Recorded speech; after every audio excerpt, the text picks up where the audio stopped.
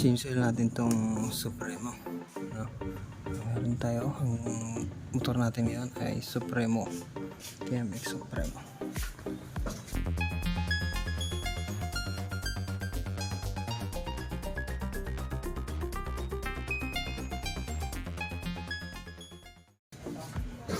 So para ma-change oil, kailangan na natin ipakita ko sa inyo. Yan tayong drain plug dyan. Yan, ito.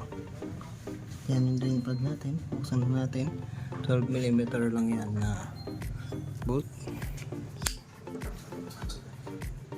Buksan natin.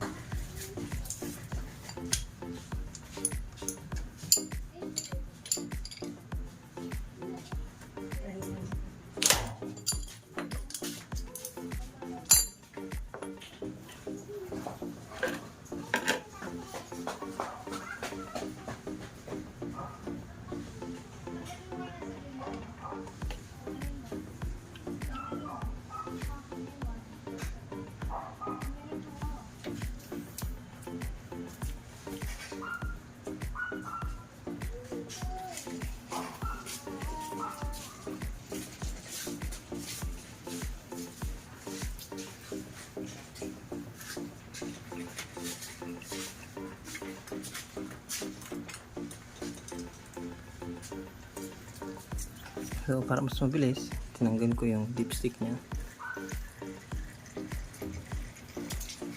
So patuluin lang muna natin. Estimated natin is 1 liter yung oil natin based sa manual. So ninisin natin to, tapos i-cover natin ulit.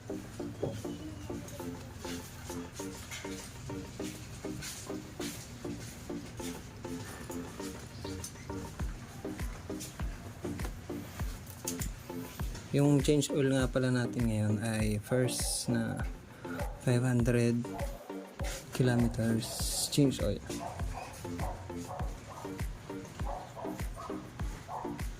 So i-check din natin to. Ito madalas nagiging cause ng mga tagas. So ingatan natin na hindi tayo magkamali ng mga pag-higpit-higpit niyan, kasi makikita nyo mga grooves niyan. Pag hindi yan maayos, kailangan na natin yung palitan. Okay. So patuloy na natin.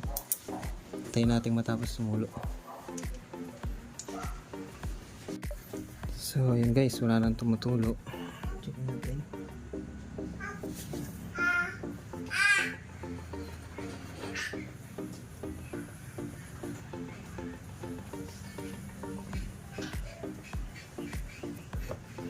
Balik na natin to. Nalinisan na rin natin.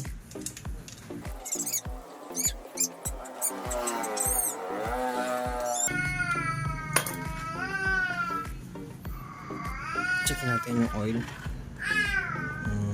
Sa first 500 na, ano bang, ayan o, malinaw pa naman, okay pa naman, hindi pa naman siya ganun kaitim. Pero may mga impurities kasi dito, gaya ng mga metal chips na pinagasgasan dahil bago pa yung mga parts ng motor at first start pa lang. So yun, dahil nahigpitan na natin to, panda rin natin, ikarga natin ng langis, then start na natin.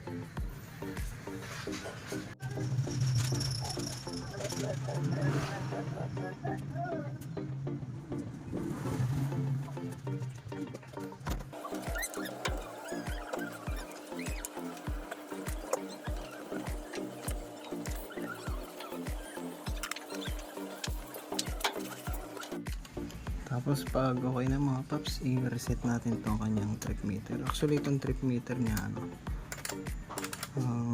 ginagawa lang naman ito is monitor kung bawa ngayon nag-change oil na tayo, mga 500 tayo ulit, so change oil na naman tayo. So testayin natin.